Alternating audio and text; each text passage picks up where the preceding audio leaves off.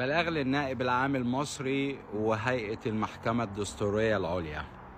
القرار اللي طلع امبارح أو أول امبارح من المؤسسة الإعلامية في مصر قرار غير قانوني، انتهاك صارخ للدستور المصري. اللي انت تمنعني حضرتك اللي انا انشر فيديو او انشر بوست على تليفوني على حسابي الشخصي، تجبرني وتلزمني اللي انت ما تتكلمش في الموضوع دوت وسمعا وطاعا. ليه حضرتك؟ بيقولك اللي هو الكلام دوت تهديد امن وطن.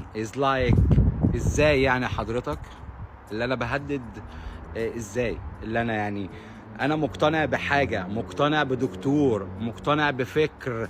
انا اقسمت بالله اول مرة اتأثر بواحد. انا ما عنديش تأثير، ما بسمعش لأي حد لان انا عندي دماغ وعندي مخ بعرف افكر فيه.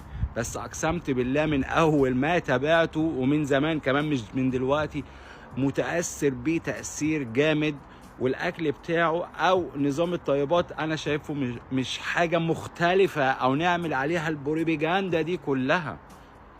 القرار غير قانوني والدستور يكفلك ب4-5 مواد فيه.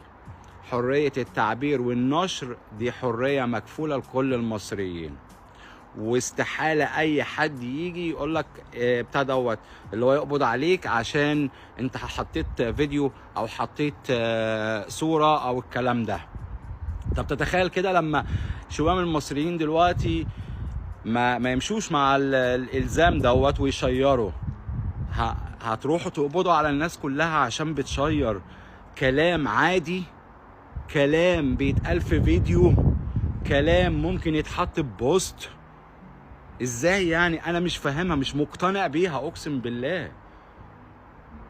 اكتبوا له لايك، تعليق، وبجد يشرفوني متابعتكم وشيروا الفيديو عشان الكلام يوصل وعشان الحظر ده يتفك، لان احنا عايزين نوصل للحقيقة وهنوصل لها باذن الله. سلام.